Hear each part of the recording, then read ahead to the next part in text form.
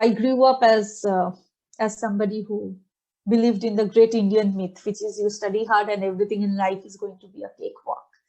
I studied economics from ISI, and then I went on to become an actuary. I was a group leader leading a team of 40 people in my last job, and I'm a qualified associate actuary. And I spoke to computers in numbers for 12 years. And then I had a huge burnout, and the doctor gave the verdict that I was a step away from quadriplegia. So this was 2015. The doctor said that you cannot work, and I'm like, how can I live if I do not work? Because I was grown up. I had the mindset that that is my identity, and that is the only reason to exist for me. I was working, and that made up for my reason to exist. I had fibromyalgia, I had major depressive disorder, I had huge, withdrawal symptoms of wanting to not hang around anymore, frankly. So many dozens of doctors later, many scans and many difficult tests and many months of bed rest later, I discovered my voice. The way I put it, it was not me who picked up the pen, really, the pen picked me up. So since then, over the last 6 years, 2015, 16, 17, 18, 19, and 2020, I have tried to, really understand what is it that we are missing out. Because the moment I opened my mouth and told my story and said that I'm burnt out, and as an executive, as a mother, as an urban person with my demographics, while I have a lot and I'm grateful, there is a lot that we can do better, and we are not talking about it. And we are lonely, and we are dressing up and clicking pictures and posting on social media. But I had a huge emotional void in my life, and the moment I opened my mouth, I saw so many other hands go, me too. And that is when my journey of storytelling began. I wrote a book, Elixir. I am a part of multiple anthologies where I wrote a number of different genres: historical fiction, romance, a lot of other genres. I also actively write columns for international publications, Huffington Post, Thrive Global, etc.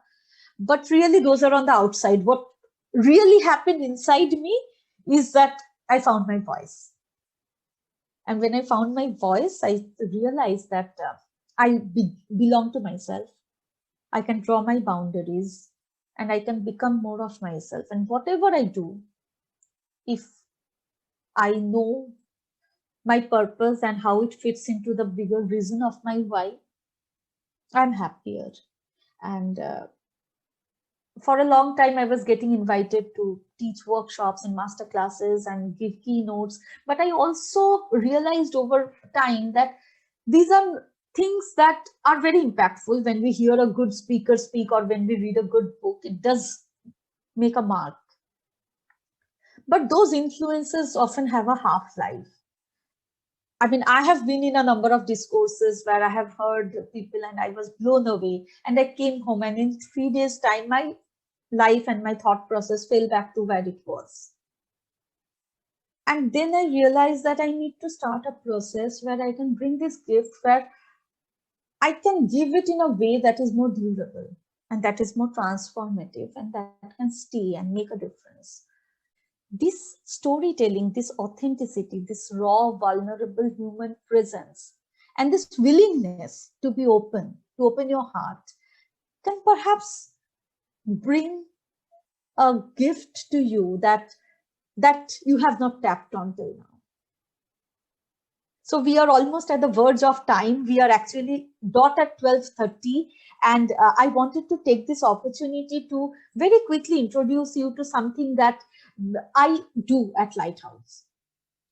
It is really, as I was telling you already, in 2015, when I was kind of broken down, and I was in pieces in myself. I didn't know that there can be any life for me if I was not working in my corporate job and having that SMS hit my phone at the end of the month saying the amount has been deposited in my account. So that is around the time I rediscovered my entire sense of self. And I also realized that we don't have forever to make a mark. I mean, after retirement, I will take that holiday. No. So we have to deal with it now. And a large part of dealing with it was about discovering that I have a voice, empowering my journey or my sense of what I am here to do in this one life, to accelerate that journey with the use of my voice and the use of my creative joy, to give myself permission to experience my life and then to see where it goes, to experience the journey as much as the destination, and then to create a legacy with it, to create a message so that hopefully someday we would not be around, but there would be a message that we would stand for beyond the homes that I may leave for my child, or beyond the job I might have done, which has been replaced with somebody else. So how I help people to do that is I teach programs. I, of course, do these kind of complimentary workshops where I try to touch as many lives and try to be able to give them the taste of what I am even talking about. Because once I discovered it myself, I feel so excited, and it's like, oh my God, it's lying out there in the open, and why don't more people talk about it? So that really gives me motivation to talk about it. And then for people who are ready to make that investment to bring that difference in their lives, because it is fantastic. It really is a non-ending reserve. And we are ready at certain points in our lives more than at other times to imbibe and to make that investment and to do that. Because as I said, our keynotes and our workshops have a half-life. When we have to make a difference, we have to create the tools and the muscles for it. That can only happen with a bit of, with some kind of conscious learning. So twice a week, 2 hours each session, I go through one big part of what we are talking about. The first one is, of course, the creative abundance, to understand and to discover and to find our voice.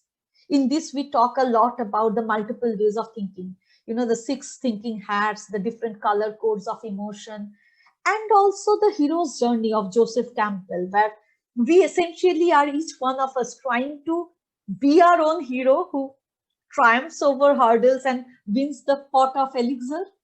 And we also help our people, our manager, our reportees, our people at home, the customers we are serving. If we own a business, what are we doing to be able to help them in their hero's journey? And in the second session, we talk about structure. What is the method behind that madness? What happens in the green room? What happens on the other side of your embroidery? And how we can work around the structure and the composition of our creativity to be able to give it the correct shape and to be able to get the attention of the people whose attention we want. In the third section, we talk about creative writing and the techniques and the secret sauce and how to make your characters, how to make your settings, how to write emotions, how to talk emotions. Like, I love, there's this saying by Ernest Hemingway, which I'm reminded of. He says that, don't tell me it's night. Show me the glint of moonlight on the broken shard of glass. So you don't say that I'm angry. You say that his nose flared and his hands and palms started to sweat. And then the voice trembled. And she was scared, but you don't say she was scared. You say that, she started and then she stopped. And her hands started to tremble. And then comes the fourth part, which is how to work your voice. If you're going to be in a one-to-one conversation, if you're going to be in a Zoom meeting, if you're going to be in a YouTube video, if you're going to be in a panel discussion, if you're going to become your subject matter expert in whatever job you do. And once you become that, what essentially happens is, I won't say that job security is something that is fixed and somebody can give a certificate for it, but once you become known for the work you do, you automatically have that confidence that, one, you are more valued in your current job. And if you were to look at a change of job, given change of your own heart or your company's heart or whatever, you have that prepared ground.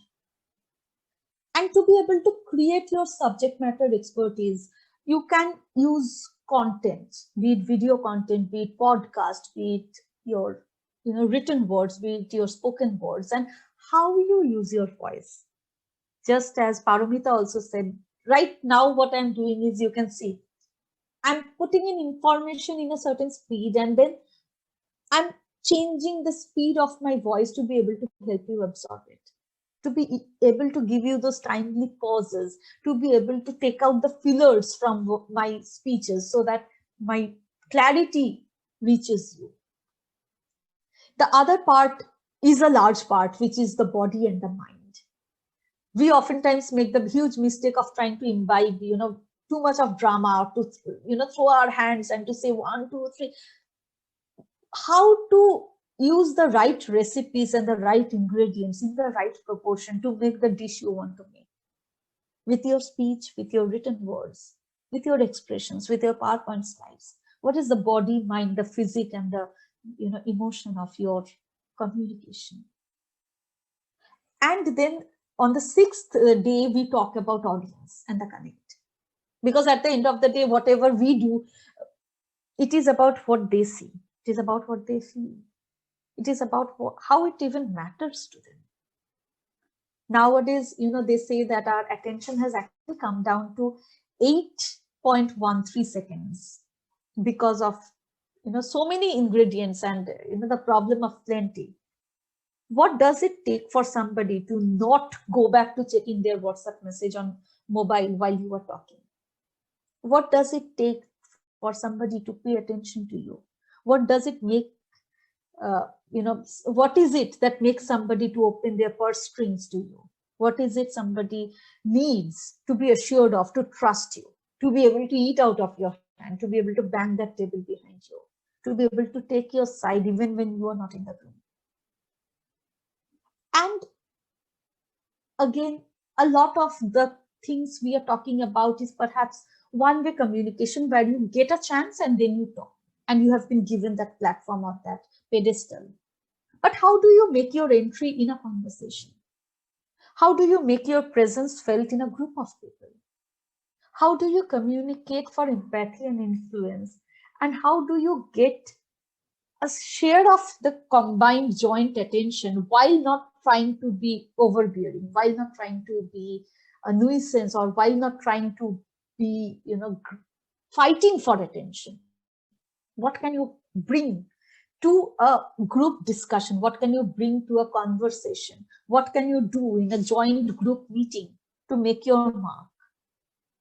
And finally, the 8th session is always, something that we eagerly look forward to, which teaches us the impact, legacy, and the joy. Because if we are not having fun, nobody is having fun. What can we do to combine joy with success? Because oftentimes now, as we think, we say we work hard and party harder, as if these are two different compartments. If you work hard, you are struggling and suffering, and when you come home, you kind of, either booze or let loose or go to catch up a, light movie. But does joy have to be different from success? Does joy or internal work have to be different from professional work? What if we could stream them and mainstream them together with good communication?